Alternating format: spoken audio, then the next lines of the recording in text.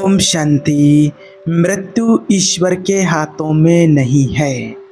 आज हर किसी के मन में यही सवाल रहता है और हर किसी को यही पता है कि ईश्वर के हाथों में ही मृत्यु होती है।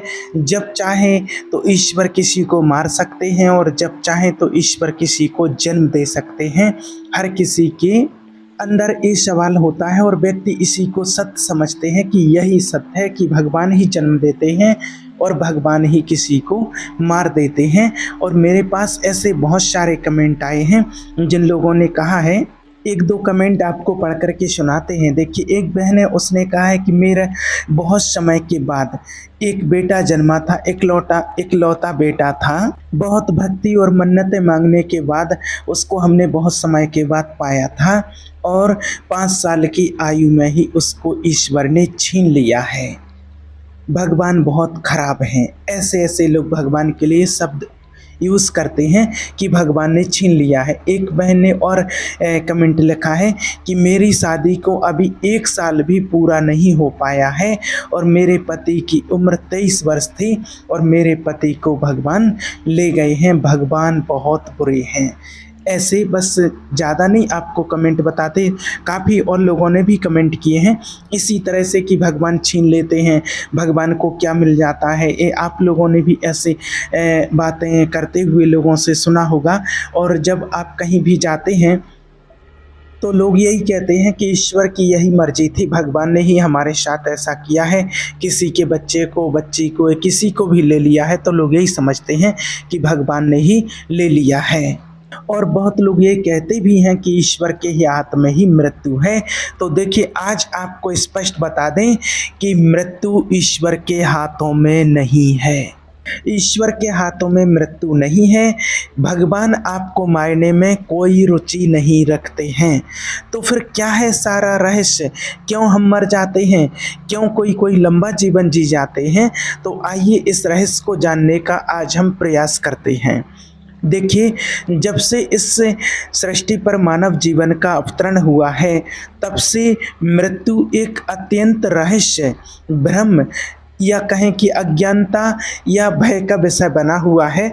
बड़े से बड़ा महात्मा हो, वैज्ञानिक हो, डॉक्टर हो, सब एक सुर में यही कहते हैं कि मृत्यु ईश्वर के हाथ में है, उसकी मर्जी है। तो क्या सचमुच मृत्यु ईश्वर के हाथ में है? क्या उसकी कोई मर्जी चलती है?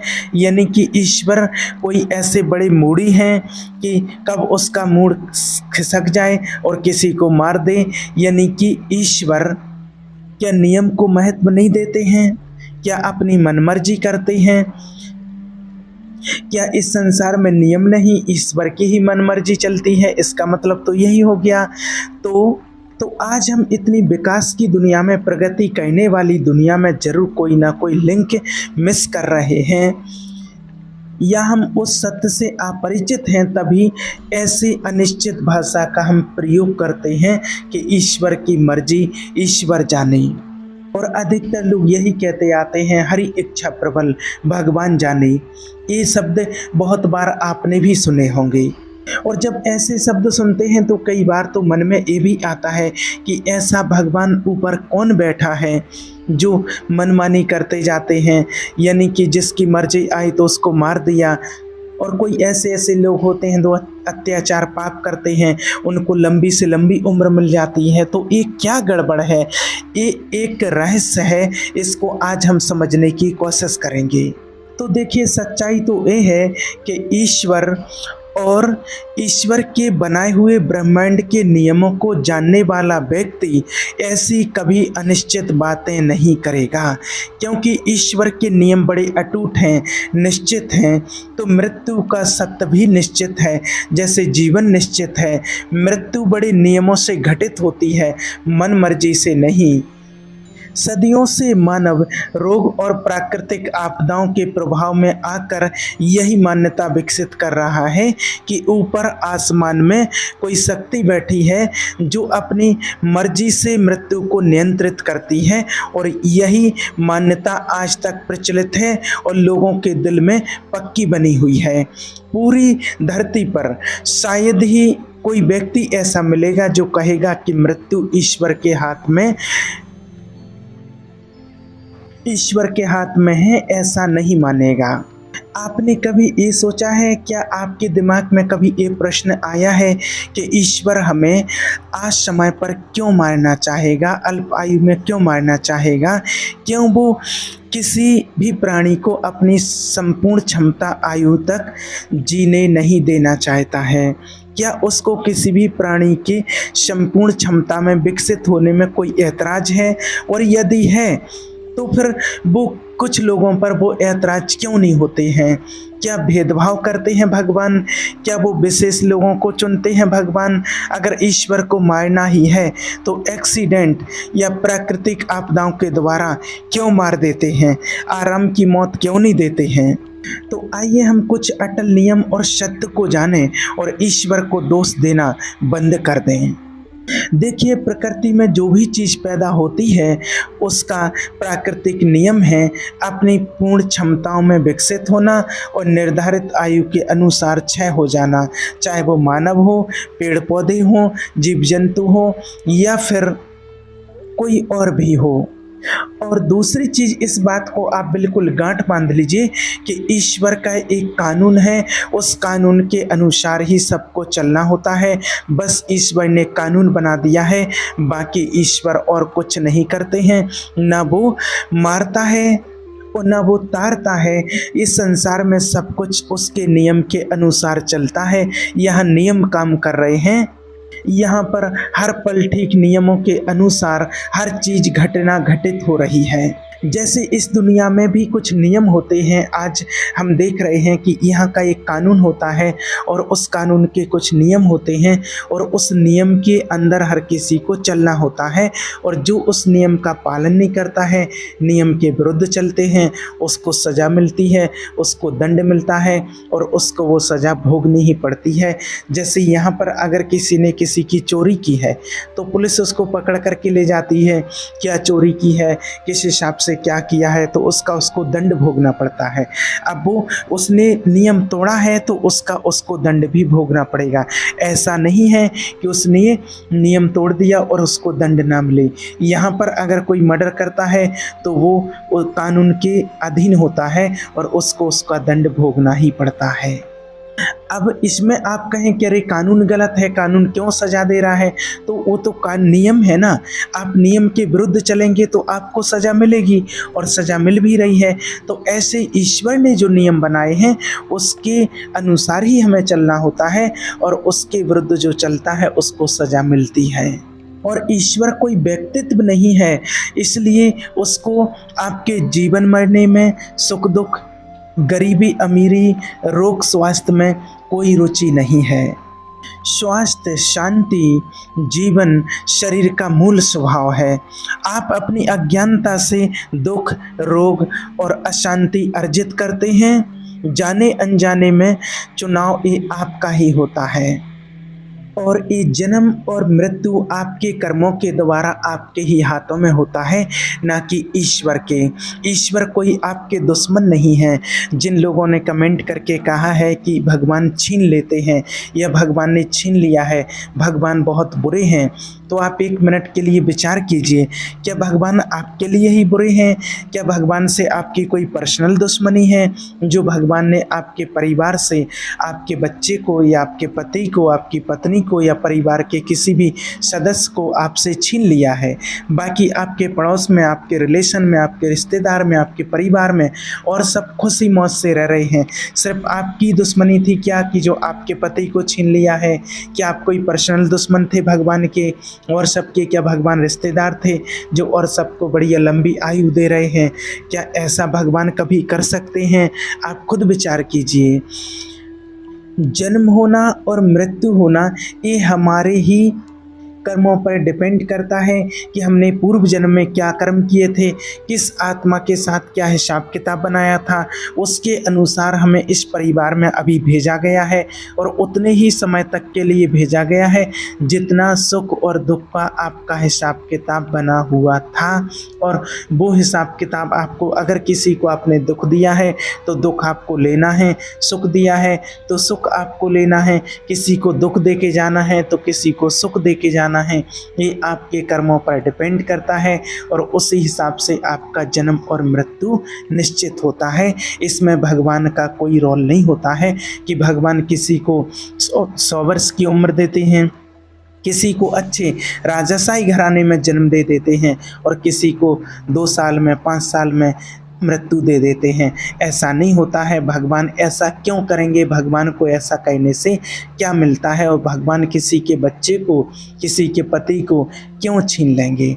आप खुद विचार कीजिए। एक बार देखिए, एक भाई ने बताया हमको कि उनकी फैमिली कहीं सत्संग सुनने के लिए जा रहे थे। एक गुरुजी थे, वो कथा कर रहे थे और वो कथा करने के लिए वहाँ पर जा रहे थे। तो उनकी उसमें माँ थी, उसकी वाइफ थी और उनका एक ही बेटा था, छोटा सा वो था। तो वो रास्ते में जा रहे थे, तो कार से जा रहे थे, तो कार से एक्सीडेंट हुआ और ऑन स्पॉट पर ही उनकी माँ की, उनकी वाइफ की और उनकी बेटे की डेथ हो गई और वो अकेले बचे थे। वो बहुत दुखी, और जब उन्होंने सुना तो उन्होंने क्या किया, वो घर में जाते हैं और सबसे पहले, मैंने ड्राइवर कार लेकर के उनकी जा रहा था, उन्होंने बताया कि घर में जा कर के, और जिन गुरुजी के वो सत्संग में जा रहे थे कथा सुनने, उनका फ़ोटो लगा था, तो उनके फ़ोटो को उठाया और पैरों तले उसको कुचल दिया और जितने भी वहाँ फ़ोटो रखे थे भगवान के, उनको भी पैरों के तले उसने कुचल दिया। एक बहन थी, उन्होंने बताया कि उनका बेटा था, एक ही बेटा था और जो करीब 25 साल का हो गया था, उसकी एंगेजमेंट हो गई थी।